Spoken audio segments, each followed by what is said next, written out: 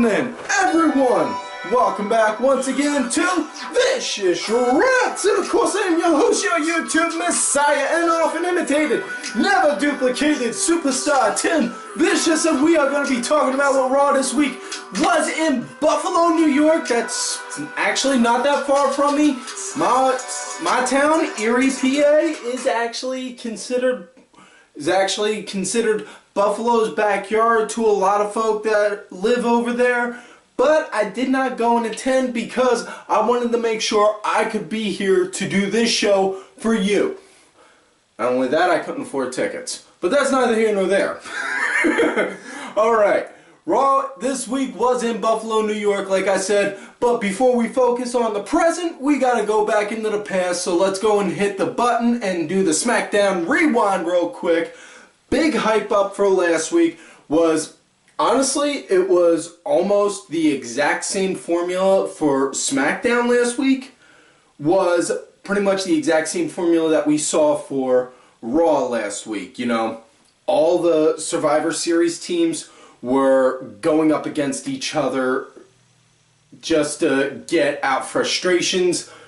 Definitely did not like that. Like I said, if they'd have done that 2 weeks prior, maybe even 3 weeks prior, and I'm talking last week, mind you, prior to that episode, okay, would have been fine. Then you could have just had the judgment, the disgruntled stare downs, the I'm better, watch this kind of crap.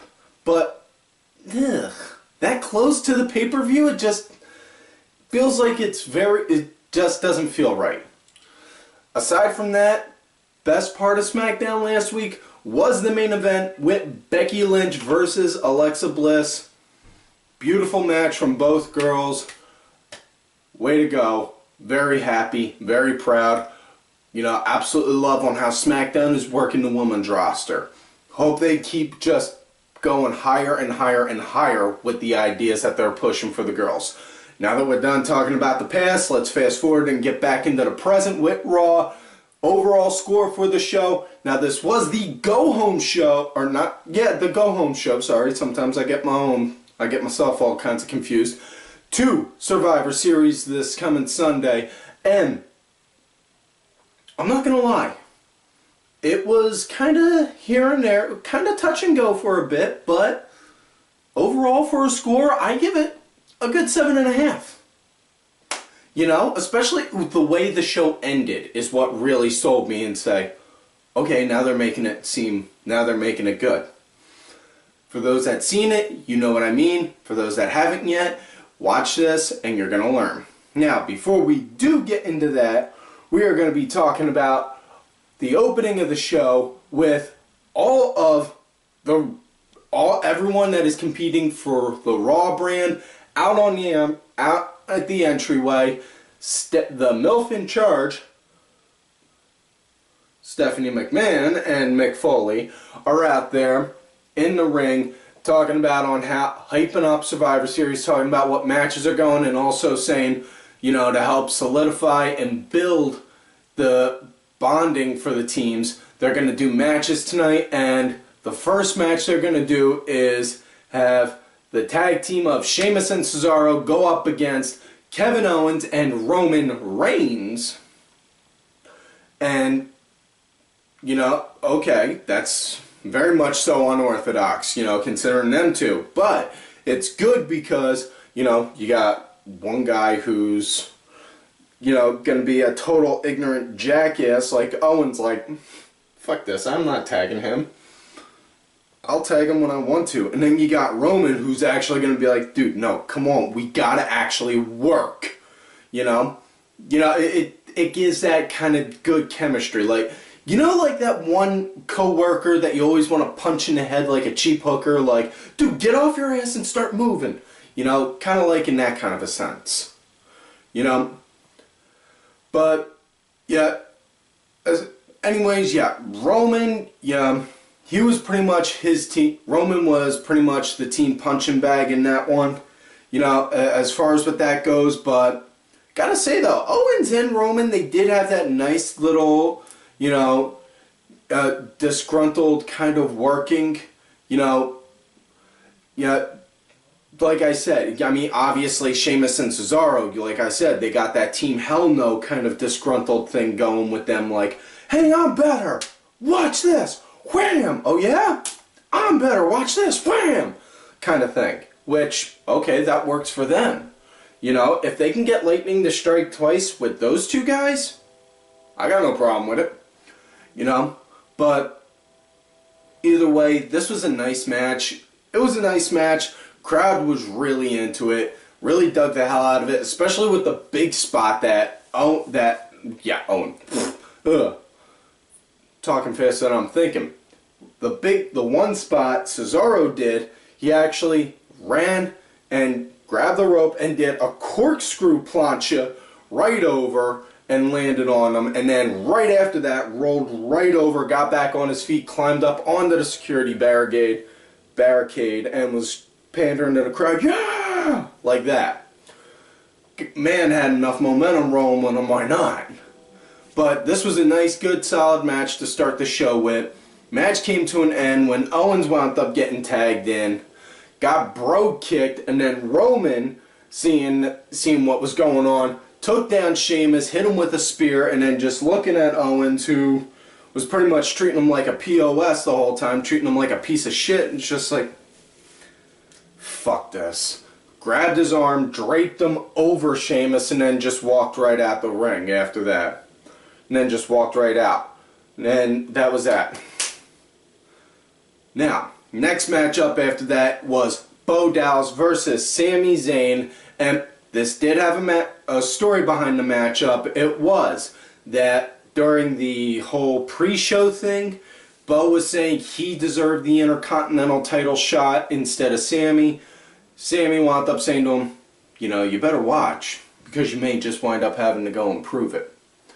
In which case, then they led to a match with them two, and Bo, he was pretty much in control of the match the entire time. I would go and say that this was actually the piss break of the night. You know, this honestly, to me, this was really the piss break match of the night. You know, which is a shame because Bo, I really would like to see get more of a benefit out of. You know, obviously not the whole Bo leaving Bo, and you know, now that the elections are over and all of the political gimmicks, you know, and the political gimmicks. Stop with the, you know, Bo leaving Bo. Make Darren Young great again thing. You know, stop with that shit. Start revamping them. Rebuild them now. And now make these boys worth something. You know, make these boys back to what they were. You know, but anyways, back to this match. Bo, he was pretty much in control of the entire match. Which, that's why it's a piss break. That's why I say it's the piss break match, because he controlled basically 99.9% of the match, and which then Sami just wound up getting the win by hitting an exploder and a hell of a kick right out of nowhere, and that was it. After the match, though, he cut a promo saying that it doesn't matter whether he's going up against somebody who looks like they belong in a Poison cover band, Ziggler, or the community theater reject who has a straight to DVD career, Miz. You know, either way, he's going to wind up going and getting and he's looking to bring the Intercontinental title to Raw. Now, I'm going to say this right now, and I know probably a bunch of y'all out there aren't going to agree with me, and if not, totally okay with that, but just please, before you go into an all caps rage in the comment box, hear me out. Sami versus Dolph Ziggler, ugh, that sounds like a piss break quality match. Sami versus Miz, though, sounds great. Especially considering Miz is probably hands down the hottest heel that they have on SmackDown right now. Because, okay, now, obviously everyone knows AJ is a heel and he's the world champ and all that, you know. But Miz, ever since that Talkin' Smack promo he cut on Brian, a couple months back, he has been running hot. You know, running off of piss, vinegar, and hellfire. You know, doing everything You know, to piss people off, piss off Ziggler, the fans, Bryan, all that shit. You know, and it's helping build him up. He is actually literally building himself back up to the type of, I would dare I say, the type of animosity he was getting from the crowd when he was getting ready to go up against Cena at Mania. You know, that kind. You know, something along those lines. But, yeah. You know, because if Miz wins, then he gets all kinds of mad bragging rights. He got to take down one of Raw's own, all this, that, and the other. He's a big-time hotshot, you know, all that jazz. And then he can get to go and rub it in not just the fans' faces, but Daniel Bryan's too. But if Sami wins, then Miz can go on and scream and rant and yell and bitch and cry about it in such a heel kind of way that it just makes him get more hotter. There's that. Now, that in mind, now let's move on to the next match of the night. It was a 6-man tag match that also got made at the beginning of the show. The New Day versus Chris Jericho, Braun Strowman, and Seth Rollins. And this was made, like I said, they made that as a team building effort, you know, for Team Raw, for the Survivor Series match. Now, this had a really good, nice pace to it. I dug the pace for this match, you know. Really nice animosity between Jericho and Rollins. You could tell they're obviously building up to a good feud with these two, you know. Especially with, before the match, they had a backstage segment where Jericho was trying to butter up to Seth and more so Braun by giving them gifts and gave them the scarf of Jericho. Wear it on your neck, man. You know, like that. Something like that. By the way, that counts as the impression for one of my weird impressions I constantly do on here. But either way, wound up, tried giving them scarves and Seth wouldn't take it. Braun ripped up one of Jericho's and they just wound up working with that. But yeah. The animosity between Jericho and Rollins, honestly, if we don't get a match between between Rollins and Triple H at WrestleMania, we're definitely going to get one between these two at WrestleMania then. You know, at the very soonest, I would say Royal Rumble, at the very latest, WrestleMania. But either way, this had a nice, good feel for a match, you know, nice trio action between everyone. You know, definitely with the way New Day was working too at first, you know, with first Woods just going to town on Rollins, then tagging in Kofi going to town, then Woods going to town, and then tagging in Big E, and Big E going, and then wham! Doing the big splash. Or no, it wasn't Rollins that they did that too. That was Jericho, I'm sorry. No, but yeah, they went to town on him. And then when Braun came in, it was pretty much Nomine Patria, Fiat Spiritus Sancti, because then it was just, how the hell are you going to take this guy down? Seriously? Does anyone got a double barrel we could use maybe? That might slow him down some. Huh? Fuck. But yeah, that was on how that went. When Braun came in, he just pretty much destroyed everything. But match came to an end when Braun Strowman wound up getting hit the running power slam right onto Woods at the end of the match. Got the 1, 2, 3, and they're all dubbing Braun as Raw's ace in the hole. Which, the amount of times that they keep on laying that down, you gotta think, they're either looking to build him up to be a top player, or they're gonna wind up, or he's gonna wind up turning tail and running to Team Blue. Either way. Next matchup, we got cruiserweight action right here. The Brian Kendrick going up against Sin Cara. And the reason for this match was they did a backstage segment where Kendrick was saying, trying to rally up the cruiserweights behind him, saying that, you know, no matter that, you know, they're not sure if by this time next week they'll be on Raw or SmackDown because Kendrick's going against Kalisto for the title, and if Kalisto wins, then the entire cruiserweight division moves to SmackDown. But then Sin Cara wound up jumping in and was like, well, maybe that won't be a bad thing. I've worked with Kalisto. He's not a bad guy. You know? So they're pretty much making, you know, so this was more so as a match to kind of make Kendrick look like, okay, now I'm going to put you in your place for trying to go and say that the other brand's better, boy. You know, something like that. At least that's on how it came off to me. You know? But either way, Kendrick, right as Sin Cara got in the ring, Kendrick, wham, snuck up on Sin Cara, started hitting the crap out of him. Something fierce, you know. And he was dominating Sense, and Sin Cara, he started to come back some, you know, but wasn't enough really. But Kendrick, he wound up getting the win at the end when he got perched up onto the top. Sin Cara went up, looked like he was going to hook him for like a superplex or maybe a top rope Karana or something.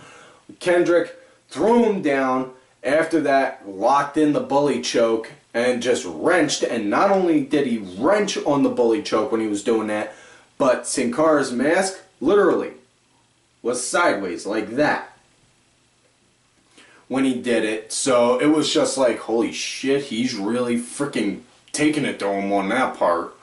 And then Sin Cara tapped out.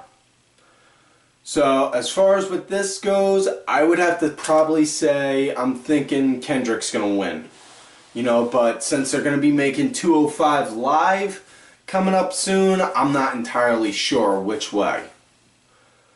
Now we're coming up to ladies tag team action. We got Charlotte and Sasha Banks going up against Alicia Fox and Nia Jax. And all these girls are on the Team Raw for the women's tag match, and the fifth member of Team Raw was on commentary, Bayley. And, you know, and I still know a lot of people, some people are still, you know, don't get behind Bayley and question why full-grown men like me like the Bayley character. Simple. She's like that bubbly little sister you always had that was like, hey, can I be a wrestler? Can I go and wrestle you guys? Can I go wrestle you guys? And you would just shoot her off like, yeah, go ahead, go over there and do it. You know? And then when she does it, you're just like, holy shit. You know, and she just does a hell of a lot better than what you thought. Now, but either way, Nia, she just pretty much was flat. Nia Jax started out with Sasha pretty much right off bat and just flattened her. I mean, like, you've seen, like, in the old cartoons where, like, a steamroller goes over somebody and it made them flat like a pancake? She pretty much did that. Yeah. After the break, though, Charlotte and Sasha, they started to come back, but it didn't last long because, you know, one of them, I can't remember which one specifically, gave a hard blind tag to the other, and then they started to bicker back and forth, and started pushing, and which led to them two slugging. So, and that didn't really work out well for them two, because then Alicia and Nia, they started to work on them both then after that, but at the end though, Charlotte and Sasha Banks did win because Sasha wound up hitting the bank statement on Foxy. Foxy tapped out. After that, looked like Charlotte and Sasha were getting ready to go at it again. Bayley came in, acted as, you know, basically as the intermediary, put both their hands up. It's like, hey, come on, y'all are the winners. So, from what it's looking like, I don't think that that Team Raw is going to win with the women's tag match. And, you know, in all honesty, Raw's women division, it pretty much, it's been consisting of nothing but Charlotte and Sasha Banks since the brand split happened. And, you know, because other than that, they've showed Nia Jax doing squash matches, and that's pretty much it. Whereas, you know, SmackDown, they've had multiple women's matches as well as actual stories for the girls. You know, haven't really had that yet for Raw. I'm sorry, but that's just on, you know, like I said, view from your humble host. Y'all ain't gotta agree with it. If you don't, I'm cool with that. Just tell me right down in the box and say it. But either way, now on to the last match of the night. Not the main event, but the last match. It was 8-man tag match. We had Enzo and Cass teaming with the Good Brothers, Gallows and Anderson, going up against the Shining Stars and the Golden Truth. Yeah. Now, want to say first and foremost, still think it's utter bullshit that they got the Shining Stars in the, you know, 10-man tag team match, you know, for the tag team Raw vs. SmackDown match, Survivor Series match. I think that's a load of bullshit, but, you know, because honestly, Golden Truth, I think, is a lot more of a better team than the Shining Stars, but that's just me. Now, as far as what this goes, it started out with a pretty nice, decent standoff between both teams, you know. Yep. But after the break, the Club and Enzo and Cass, they pretty much were in control for the match. You know, match came to an end when they hit Magic Killer. Part that was real interesting, though, was that they wound up, looked like they were going to have Enzo go and hit the finish and do Air Enzo on him. I refuse to call it what Cole keeps saying it. So I'm calling it what they did back in NXT. Don't like it, deal with it. Looked like they were going to set him up for Air Enzo, and then just as Enzo's sitting perched up on the top, Luke Gallows is like, and then just goes and sits on, and then goes and does the cover. 1, 2, 3. That was it. So, now, big thing on that is because they wound up saying last week, remember that they did that, Gallows and Anderson said, we get the chance, we're going to stab you in the back. So, nothing saying that they may not do that with the Team Raw vs. Team SmackDown traditional Survivor Series match to go and help out the good brother AJ Styles. Or even yet when Balor eventually comes back, you know, if he'll turn dark side and join the club. Either way though, now to the closing main event segment of the night, the standoff between Team Raw and Team SmackDown basically, or not the teams I should say, I'm sorry, poor choice of words, between Steph and Mick and Shane and Daniel. They were all in there, you know, Shane hyping up on how they're going to build up on how their team is going to win, and they're going to show that they're the dominant brand, this, that, and the other. And then Steph wound up doing that, obviously, and then Steph's like, allow me to introduce you to your opponents. And then brought everyone in, and then Shane and Daniel's like, you guys didn't think we really came alone, did you? And then Team SmackDown came out and then you got that epic stare down like you were looking at, like from Captain America Civil War. You had this one and this one, and it's just like, and you know, just like, alright, wait for it. It's gonna happen. Wait for the fight to start. Wait for it to start. And it started out real nice because it was with both champs. Raw's champ, Kevin Owens, talking smack on SmackDown's champ, AJ Styles, and they threw it back and forth at each other. Really nice. And, you know, Owens saying, welcome to the Kevin Owens Show. And at the Kevin Owens Show, your title doesn't mean jack. You know? And Styles, well, you know what? Where I'm from, your title don't mean jack. And by the way, you may want to watch with your best friend, because I worked with him, I was with him. Didn't go well, in case you couldn't tell. Better watch, because you'll wind up making it on the list. Jericho wound up getting pissed at that and was like, you know what? You know what happens when you make fun of my friend? You know what happens when you make fun of me? You just made the list! And then he put AJ Styles' soccer mom hair on the list. And then after that, Bray just goes and cuts off everyone. Gets face to face with Braun. Braun! I gave you the keys to the kingdom, and you just walk away. If I made you, I will destroy you. And then you see Randy just get in his face like, what? What? What? Like that. And then Ambrose is like, no, hold up. Wham! And then just goes and punches Seth, and then everyone just starts brawling. Braun Strowman clears out the house, and then eventually it was Ambrose, Styles, and Shane that wound up taking Braun Strowman out of the ring. And then after that, Seth and Kev wound up starting to work on them, and that everyone started going and clearing out everyone until eventually it was, trying to think, it was Roman who wound up taking out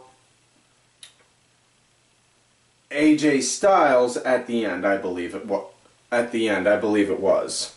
You know, there was a lot of action, but it was good build up, like good animosity, like, and then it wound up showing, like, at the end that Team Raw is now all on the same page. They're ready to go and kick some ass. But now that is that, and that is it for this week's show, folks. So please, like all normal, do not forget to like the video, subscribe to the channel, go back, watch some of the other episodes. Make sure y'all look for me on my Twitter at TimVicious. Also look for my other account, Tim_Vicious. I'm also out there on that Facebook gimmick under the name Tim Ash.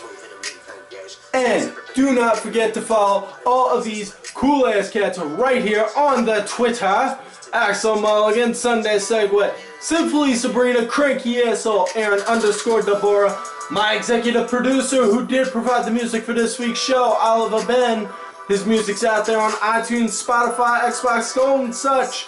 Details on that are in the description box, as well as my client, Bronx Bitch Forever. And folks, like I always tell y'all, you love me great, you hate me. Fuck yous.